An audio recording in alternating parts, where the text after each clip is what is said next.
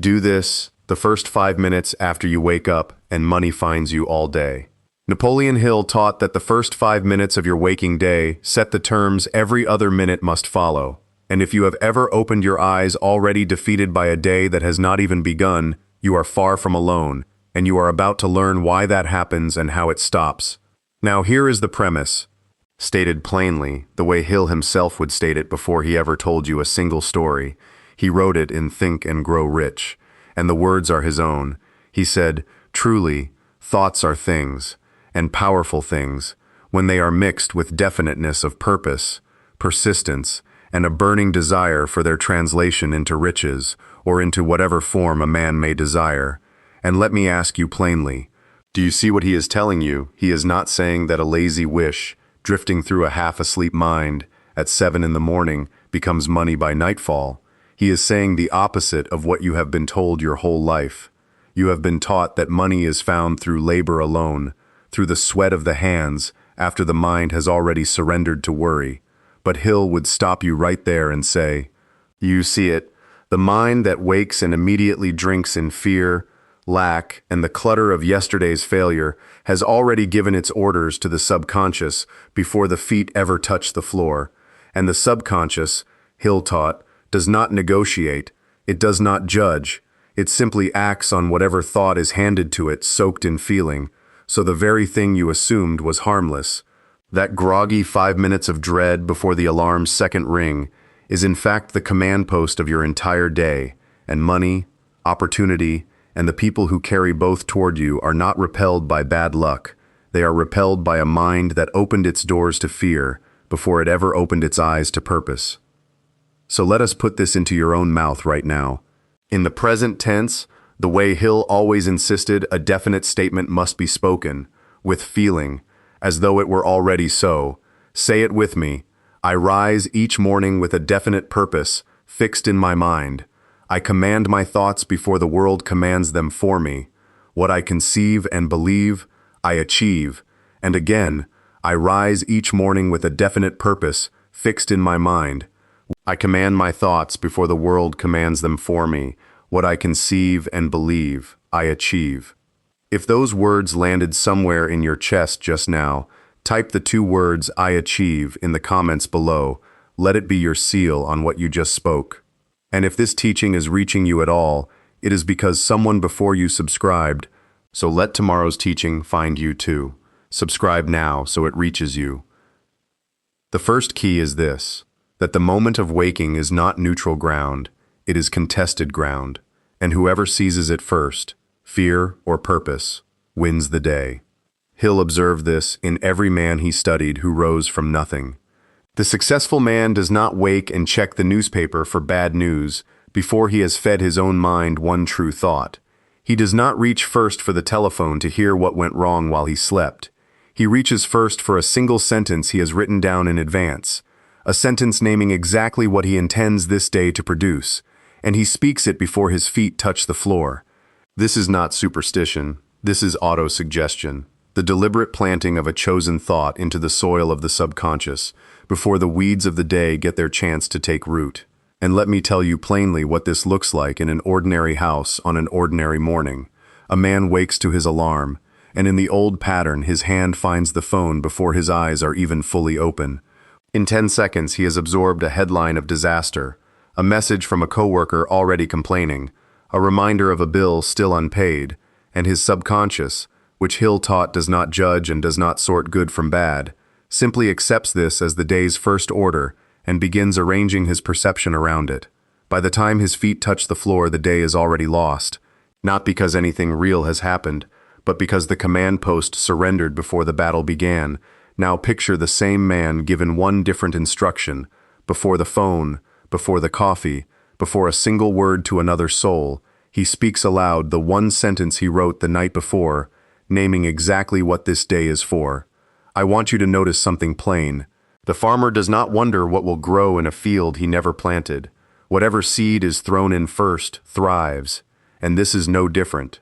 So this week, before you reach for your phone, before you speak to another soul, speak one sentence you have already written naming your definite purpose for that single day. Not vague, not hopeful, definite. and watch how differently the hours arrange themselves around a mind that has already decided what it is for me. I plant my purpose before the world plants its fear. The second key is this, that a wish spoken once in the fog of half sleep is worth nothing, but a written statement, read aloud with feeling, is worth everything. And I want you to notice the distance between those two things, because most people never see it. A wish is vague. A wish says, I hope things get better. A wish costs nothing and it produces nothing. But a written statement is a different creature altogether. Hill was exact about this. He did not say think positively and hope. He gave a method. Write your definite chief aim on paper. State the exact amount, the exact date, the exact service you intend to render in exchange, and read it aloud twice daily, once upon waking and once before sleep, with the emotion of a man who already owns what he has written. It is not the ink on the page that moves infinite intelligence, and it is not even the words themselves. It is the feeling driven into the subconscious by repetition that moves it. The subconscious, Hill taught, cannot tell the difference between a vividly felt statement and a vividly lived fact. It simply accepts what is handed to it with enough emotion behind it, and here is where most men and women go wrong without ever knowing it. They write the sentence once, in a burst of enthusiasm on a Sunday night, and then they let it sit folded in a drawer while their mornings go right back to whatever noise arrives first. A written aim that is never spoken again is nothing more than a tombstone for an ambition that died the same week it was born. Let me tell you of a man Hill would have recognized instantly. A shopkeeper named Harold who kept a small hardware store on a corner that barely paid its own rent through a long winter. One night he took a pencil to the back of a receipt pad and wrote, I will increase my monthly sales by $400 within 90 days. By offering free delivery to every customer within 2 miles. And the next morning he read that line in a mumble, half asleep, eyes still closed, his voice flat, his mind already halfway to the coffee pot, and for 3 full weeks nothing in his life changed at all. The sentence sat true on the page and dead in his mouth. Because a true sentence spoken without feeling reaches nowhere. It is like a key turned in the wrong lock, correct in shape, useless in effect. Then one gray morning he stood at the window instead of lying in bed, and he read the same words aloud slowly, with the light falling across the page, and he read them as a man who already believed them, his voice low and certain instead of hurried and half asleep. And something in the room changed that morning, though nothing visible had moved, and by the end of that same week, 2 customers had already asked him about the delivery he had not yet mentioned to a living soul. Notice. The words on the page never changed. Only the feeling behind them changed. And that is the entire second key laid bare. It is not the pencil that changes the room, and it is not even the paper. It is the feeling carried into the words by the voice that speaks them, morning after morning, until the subconscious stops treating the sentence as a hope and starts treating it as an instruction already settled. The third key is this. That the money you seek in your morning thoughts will very often ask you to keep believing after the first results look like failure. Hill told the story, and he was plain that this was a story told to him, of a man named Darby who mined gold in the mountains, who drilled and drilled until the vein disappeared, and who sold his equipment for a few $100s to a junk man in discouragement, only for that junk man to call in an engineer who found the vein resumed exactly 3 feet from where Darby had stopped. 3 feet, and Darby, Hill said, never again let a customer's word of discouragement stop him. He went on to succeed greatly in life insurance because he remembered that lesson every single day. Now here is what this means for your 5 minutes after waking. Some mornings your purpose will feel foolish. Some mornings the written statement will feel like empty words. And this is exactly the morning you must not stop reading it, because you cannot know from where you stand, whether you are 3 feet from the vein or 300 miles. It is not that persistence guarantees the vein lies exactly 3 feet ahead every single time. It is that abandoning the work guarantees you will never find out. The ordinary man treats a discouraging morning as evidence that the whole effort was foolish. The man who understands Hill's teaching treats a discouraging morning as simply one more foot of rock to clear. And let me press this a little further, because Hill made a careful distinction here, and I want you to hear it plainly. Defeat is temporary only for the man who refuses to accept it as final. The exact same string of disappointments becomes permanent failure the moment a man declares in his own mind that it is finished. So failure, as Hill taught it, is not a thing that happens to you from the outside. It is a verdict you hand down against yourself from the inside. And no engineer, no junk man, no stroke of fortune can overturn a verdict you have already signed. Consider the woman who sells policies door to door in a small town. She keeps a plain ledger, and for 11 straight weeks that ledger records only one word: no. 11 weeks of doors closing, 11 weeks of a discouraging walk back to her car, and on the 12th week she is tempted to close that ledger for good and call the whole effort foolish. But she remembers Darby, and she reads her written aim once more before she ever knocks on the first door of that 12th week. And in 4 days she signs 3 policies. The vein, in her case, lay 3 feet under the 12th week, not the alibi. The 4th key is this, that the great destroyer of the morning is not fear alone, it is drifting. Hill named drifting as the enemy more dangerous than any single failure. Because a failure at least teaches something, it leaves a mark, a lesson, a scar you can study. While drifting teaches nothing at all, it simply consumes the years quietly, one indistinguishable morning folding into the next, until a decade has vanished, and no one can say exactly where it went.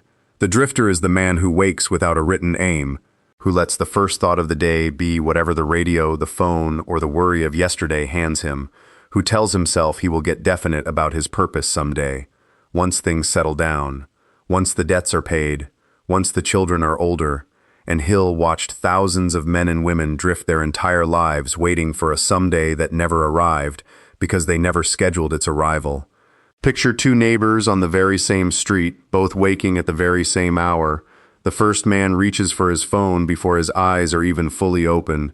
He scrolls, he sighs, he lets the noise of the world assign him his mood for the day, and by the time he reaches his own kitchen, he could not tell you one clear thing he intended to accomplish, only that he felt vaguely behind before he had done a single thing. The second man, in that same house, on that same street, reaches instead for a small card kept on his nightstand, reads one sentence he wrote in his own hand, and rises already knowing what the day is for. 10 years pass, and the 2 men look as though they have lived on different planets. Though they never left the same street, one man's mailbox filled slowly with opportunity he had trained himself to notice, the other man's filled with the same bills, the same fatigue, the same quiet wondering why nothing ever seemed to change, and the difference between them did not begin at noon or at the office. It began in the first 5 minutes after waking. Let me ask you plainly, how many mornings this past year did you wake with no answer at all to the question, what am I definitely working toward today? If the honest answer is most of them, you have been drifting. And drifting feels safe, precisely because it asks nothing of you. It requires no courage, no written page, no decision that might later be judged. But Hill was clear that the price of drifting is paid in full just the same. In opportunities unseen, in money that passed within arm's reach of a mind too clouded to recognize it, in years spent waiting for permission that was never going to arrive from outside, the cure Hill gave was never complicated. It was a decision, made once, in writing, and renewed every single morning in those first 5 minutes before the world hands you its own agenda. So decide today. In writing, what drifting has already cost you, name it honestly, the idea delayed, the conversation avoided, the year that simply happened to you instead of being shaped by you, and let that accounting be the reason tomorrow's waking moment belongs to purpose instead of drift. I decide, I do not drift. The choice is made the moment I wake. Friend, if this teaching has been useful to you, subscribe so tomorrow's lesson reaches you directly. There is no cost to you, only a door left open for the next key to walk through. The 5th key is this, and it is the deepest one, so let us take it slowly, in pieces, the way Hill himself would build it. First, consider that no man succeeds alone. No matter how solitary his morning ritual may feel, Hill taught the principle of the master mind, 2 or more minds working in perfect harmony toward a definite purpose. And he insisted this was not mere cooperation. He said something greater happens, that when minds truly harmonize around one aim, A third invisible force is created, an intelligence and energy available to neither mind alone. Hill told the story, and he was plain that it was a story he had gathered from studying the man himself, of Andrew Carnegie surrounding himself with some 50 minds in perfect harmony, chemists, salesmen, managers, each contributing a piece Carnegie alone did not possess. And Hill said it was this harmonized group, not Carnegie's solitary genius, that built an empire of steel. But here is what most men miss. This force does not appear only at a scheduled meeting once a month around a long table. It is available in those first 5 minutes after waking, if you know how to summon it. Hill wrote of what he called his invisible counselors, imagined figures of the great minds he admired, whom he consulted in his own thoughts before rising each day, not as fantasy, but as a disciplined use of the imagination to draw upon qualities he wished to strengthen in himself. Second, consider what this means practically for you this week. You do not need 50 minds gathered in a room to begin practicing this principle. You need one honest imagined conversation, held in silence, in those first minutes of the day. Picture the wisest counsel you know, living or gone, a mentor, a parent, a figure whose judgment you trust completely, and ask that counsel, in your own imagination, what would you have me do today? This is not idle daydreaming. Hill was firm that the imagination, disciplined and aimed at a definite purpose, is the workshop where every invention, every fortune, and every great plan is first constructed before it ever takes physical form. And notice, the carpenter does not build the house before he builds it in his mind first. Neither does the mind that seeks money build its fortune first in the bank. Third, consider the ordinary day this actually produces, because Hill's teaching was never meant to remain abstract. Picture a man waking at 6. In the old accounting, most mornings began with him reaching for his phone to read what troubled the world overnight, and by 6:15 his mind was already rented out to fear he did not choose. By 7 he sat at breakfast turning over another man's bad news, as though it were his own burden to carry. By 8 he arrived at his work already spent, having given away his best hour to strangers. But under this teaching, that same man wakes at 6, and for the next 5 minutes he does 3 things only. He reads his written definite aim aloud with feeling. He holds one imagined conversation with his invisible counselor and listens quietly for the answer. And he speaks his 2-part declaration once more before rising. By 6:10, before a single email has been opened, before the world has spoken one word to him, his subconscious has already received its instructions for the day. And Hill taught that the subconscious, once given clear and emotionally charged instruction, works on that instruction continuously, beneath the surface of ordinary awareness, arranging circumstances, sharpening perception toward opportunity, and drawing the man toward people and ideas aligned with his purpose, all while he goes about his ordinary work at 9, at noon, at 5. This is the mechanism, not magic, not luck. A mind given clear orders early continues executing those orders long after the orders were spoken, the way a ship given its heading at dawn holds that heading through fog it never even notices. Fourth, consider the 6 ghosts of Fear Hill, named the fear of poverty, of criticism, of ill health, of loss of love, of old age, and of death, and understand that every one of these ghosts is strongest in an undefended mind, precisely the mind that wakes without purpose, without a written aim, without a chosen thought to occupy the space fear would otherwise claim. This is why the morning ritual matters so much more than people assume. It is not decoration, it is defense. A mind occupied by definite purpose has no vacant room left for the 6 ghosts to move into, and a mind that has consulted its invisible counselor before 8 o'clock has already been handed courage before fear ever knocked at the door. Fifth and last, consider that faith, as Hill defined it, is not blind hope. It is a state of mind that can be deliberately manufactured through repetition of instruction to the subconscious. This is precisely why the written statement must be read aloud, not merely thought, and why it must be read with feeling, not recited flatly. Repetition of a thought soaked in emotion is the exact method by which faith is built where none existed the week before. So when you rise tomorrow and speak your aim, and hold your imagined counsel, and declare your 2-part statement, You are not performing a ritual for its own sake. You are engaging in the precise architecture Hill described for building faith itself, brick by brick, morning by morning, the way a mason builds a wall one course at a time, never seeing the whole wall rise in a single day, and never doubting that it rises still until belief becomes as solid as the floor beneath your feet. I gather my counsel in silence, and faith is built one morning at a time. The sixth key is this, and it is the gentlest one, so let it land softly. Hill taught that whatever the mind can conceive and believe, it can achieve.